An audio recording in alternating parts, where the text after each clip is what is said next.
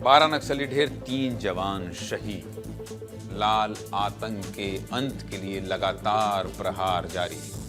नक्सलियों के सरेंडर के लिए सरकार भरपूर प्रयास कर रही है। शासन ने नक्सलियों के सरेंडर के लिए पर्याप्त समय दिया और इसका अच्छा असर भी दिखा। कई बड़े नक्सलियों ने हथियार डालकर एक अच्छी जिंदगी को चुना, लेकिन जो नक्सली अभी भी हिंसा पर उतारू हैं, उनके खिलाफ फोर्स ताबड़तोड़ कार्रवाई कर रही है। इसी सिलसिले में जवानों को एक और बड़ी सफलता मिली है। बीजापुर जिले में जवानों ने 12 नक्सलियों को मार गिराया है, लेकिन इस ऑपरेशन में एक दुखद खबर भी सामने आई है।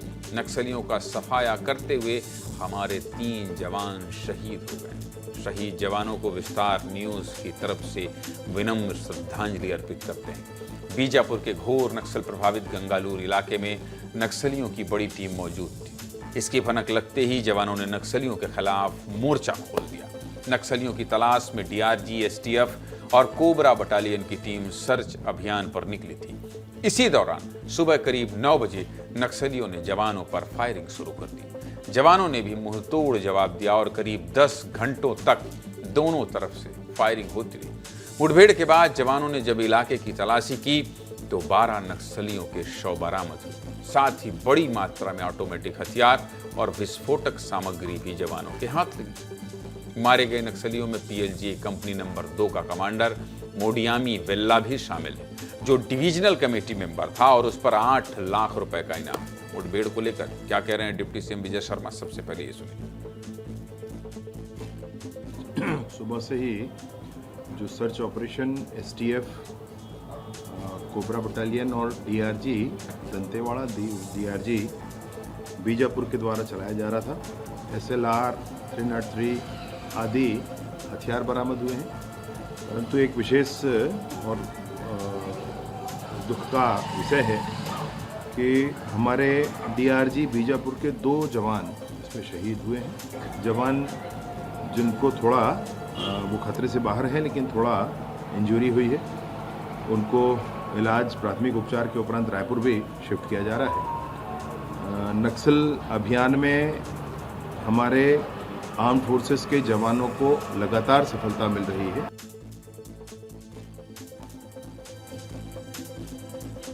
इस मुठभेड़ में नक्सलियों की पश्चिम बस्तर डिवीजन को बड़ा झटका लगा है और ये डिवीजन खत्म होने की कगार पर आ गई।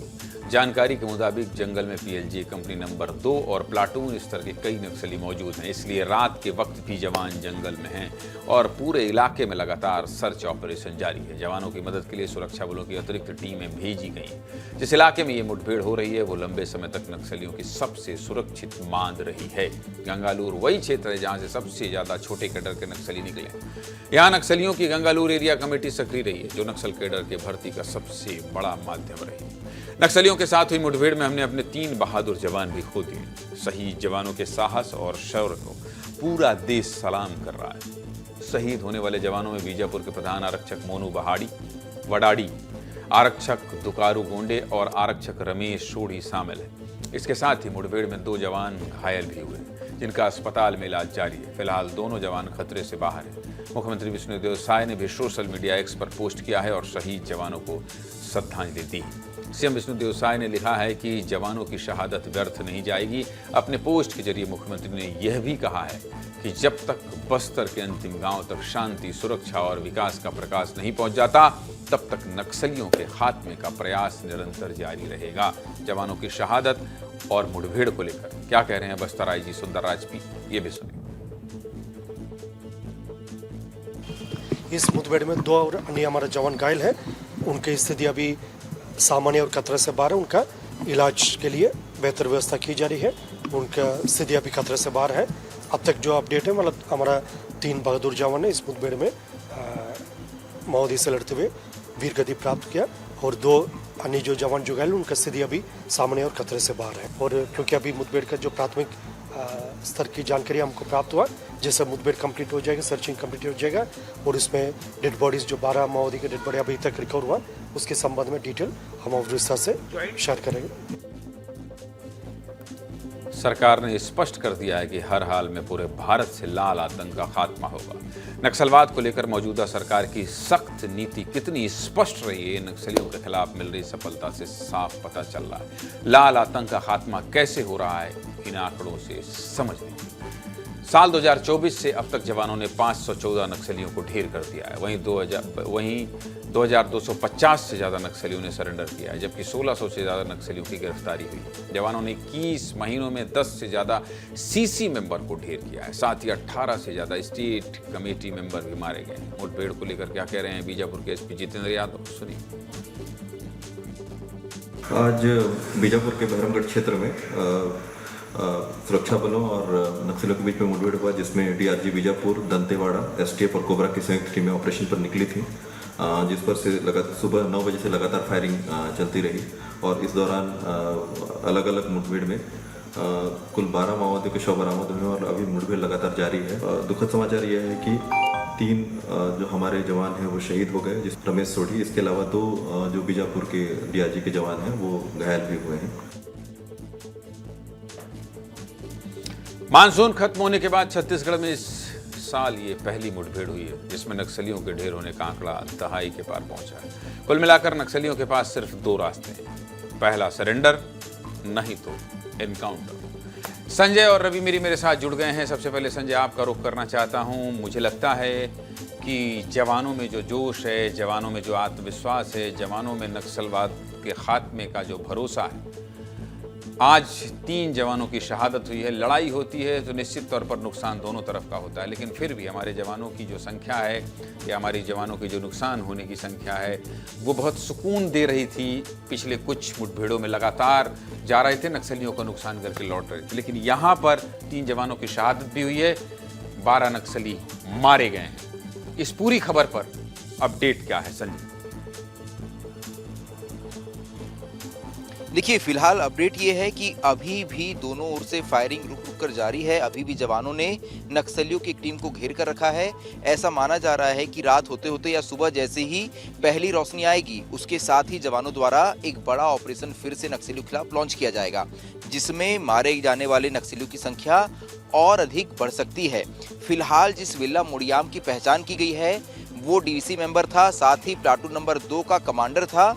ये अपने साथ AK-47 बंदूक लेके चलता था और इसे इस इलाके में आतंक का पर्याय माना जाता था। कई बड़ी हत्याओं में, जिसमें आम लोग शामिल हैं, इसमें ये सीधे तौर पर जिम्मेदार रहा है, क्योंकि इस इलाके में जब फोर्स ने सर्च ऑपरेशन किया, जो मारे गए नक्सली उनके पास से LMG, इंसास, AK-47 और इंसास जैसी बंदूकें मिली है। ऐसे में ये माना जा रहा है कि नक्सलियों की जिस टीम से फोर्स का सामना हुआ है वो टीम पूरी तरह से ऑटोमेटिक हथियारों से लैस थी और पूरी तैयारी के साथ वहां पर बैठी हुई थी। यही वजह है कि इतने दिनों बाद फोर्स को एक बड़ा नुकसान हुआ है। लगातार फोर्स और सरकार ने नक्सलियों को एक मौका दिया था कि यदि वो नक्सल विचारधारा को छोड़कर मुख्यधारा में लौटना चाहते हैं तो उनके लिए दरवाजे खुले हुए हैं। इसका असर भी, और हमने देखा कि बस्तर के अलग अलग हिस्सों में, ना सिर्फ बस्तर में बल्कि और भी अलग दूसरे राज्यों में भी बड़ी संख्या में नक्सली मुख्यधारा में लौटे। लेकिन कुछ ऐसे नक्सली भी थे जो ये लगातार कह रहे थे कि हम ये हथियारबंद संघर्ष जारी रखना चाहते हैं। यही वजह है कि ऐसा माना जा रहा था कि 2 तारीख के बाद से ही इस ऑपरेशन को तेज किया जाएगा, क्योंकि 2 से 8 तक नक्सलियों ने PLGA सप्ताह मनाने की बात कही है। ऐसे में ये माना जा रहा था कि इसी सप्ताह में फोर्स द्वारा नक्सलियों के कोर इलाके में जाकर बड़े ऑपरेशन अंजाम दिए जाएंगे। और पुलिस ने भी अपनी विज्ञप्ति में इसी बात को लिखा है कि नक्सल संगठन के खिलाफ ये निर्णायक लड़ाई है, यानी ये वो अंतिम लड़ाई है जिसमें अब ऐसे नक्सली जो किसी भी तरह से मुख्यधारा में लौटना नहीं चाहते हैं, उनके खिलाफ बड़े ऑपरेशन चलाए जाएंगे, क्योंकि इस इलाके में पापा राव जैसे बड़े नक्सली शामिल हैं, मौजूद रहते हैं। ऐसे में इस पश्चिम बस्तर डिवीजनल कमेटी को तोड़ने की कोशिश फिलहाल फोर्स द्वारा की जा रही है। इसी इलाके को नक्सलियों की पाठशाला भी कहा जाता था, क्योंकि देश भर में जितने भी नक्सली हैं उनमें से अधिकांश की भर्ती इसी पश्चिम बस्तर डिवीजनल इलाके से की गई है। ऐसे में इलाका फोर्स के लिए भी बड़ी चुनौती रहा है, लेकिन लगातार हमने देखा है कि बीते 2 सालों में फोर्स ने इस इलाके में कई बड़े ऑपरेशन किए हैं और नक्सल संगठन को बड़ा नुकसान पहुंचाया है। इस ऑपरेशन में जब ये सभी सबों की शिनाख्ती की जाएगी तो हो सकता है कुछ बड़े नाम भी सामने आए, क्योंकि जो हथियार मिले हैं वो हथियार बहुत बड़े हैं। LMG, इंसास, AK-47 जैसी बंदूकें लेकर घूमने वाले नक्सली जरूर नक्सल संगठन में महत्वपूर्ण पदों पे होंगे। ऐसे में अब सभी को इंतजार है कि सुबह जब फोर्स एक बार फिर से इस इलाके में सर्च ऑपरेशन चलाएगी तो क्या कुछ और नक्सली मारे जाते हैं। फिलहाल मेरे पास सूचना आई है कि 3 अन्य नक्सलियों के भी मारे जाने की खबर है, हालांकि इसकी पुष्टि नहीं हो पाई है। बड़ी खबर बता रहे हैं संजय, आप बहुत बड़ी खबर बता रहे हैं कि कल जब सूरज उगेगा तो ये आंकड़ा बढ़ेगा। संजय बहुत बड़ी खबर बता रहे हैं। नक्सलवाद के खात्मे की जो लड़ाई चल रही है, जंगल में अभी भी बैकअप पार्टी है और सरकार की इच्छा शक्ति, गृह मंत्री का बयान, मुख्यमंत्री का बयान और जवानों की शहादत बेकार नहीं जाएगी। रवि, सरकार मुझे लगता है कि इस नुकसान के बाद किसी भी तरह से समझौता की तरफ बात करने के लिए सरकार आगे नहीं बढ़ेगी। मुझे लगता है जवानों की शहादत का बदला फोर्स लेकर ही लौटेगी। सरकार का जो रुख है और नक्सलियों की तरफ से शांति वार्ता के दौरान, सरेंडर के दौरान एक बहुत बड़ी गलती तो हो गई है। रवि,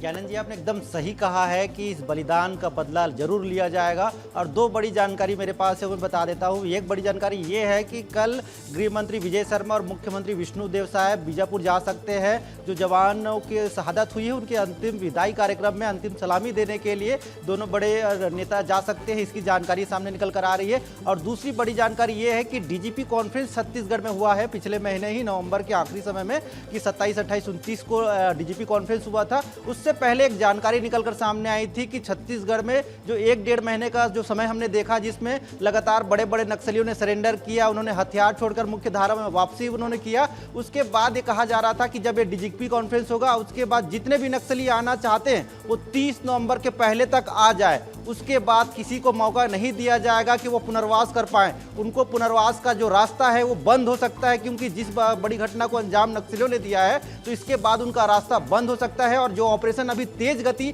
आज से हमने पकड़ते हुए देखा है तो आने वाले समय में और तेज होने वाली है। मार्च 2026 से पहले नक्सलियों को खत्म करना है। तो अभी एनकाउंटर का जो सिलसिला है, जो फोर्स से वो जंगल में घुसने का जो सिलसिला है वो अभी बहुत तेजी से बढ़ने वाला है और कोई भी नक्सली जंगल में बच नहीं सकता।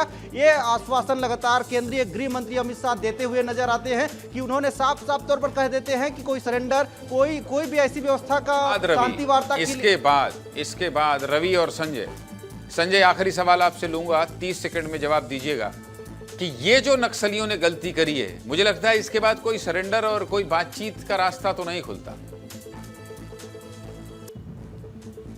बिल्कुल, देखिए ये नक्सलियों के द्वारा, क्योंकि लगातार एक बहुत लंबा समय दिया गया था कि वो मुख्यधारा में लौट सकते हैं। उस दौरान इर्रा और श्याम दारे जैसे कई नक्सली मुख्यधारा में लौटे भी, लेकिन अभी भी देवा, केसा और पापाराव जैसे नक्सली हैं जो हथियार लेकर लड़ाई जारी रखना चाहते हैं। तो बस उन्हीं नक्सलियों को फोर्स ने जवाब दिया है। फोर्स ने इस बड़े ऑपरेशन के जरिए ये बताया है कि यदि आप मुख्यधारा में नहीं लौटेंगे तो हम आपके कोर इलाके में घुसकर आपका इनकाउंटर करेंगे। और ऐसा हुआ भी। 12 जो नक्सली मारे गए हैं ये बहुत ही महत्वपूर्ण है, क्योंकि पश्चिम बस्तर डिविजनल कमेटी में कुल 35 नक्सली ही बचे थे। ऐसे में उनमें से 12 मुख्य नक्सली मारे गए, 12 मार दिए गए हैं। इसका मतलब है, समझ जाइए, आप जल्दी आ जाओ, नहीं तो 35 के 35 का सफाया होगा। बहुत धन्यवाद आपका संजय और रवि।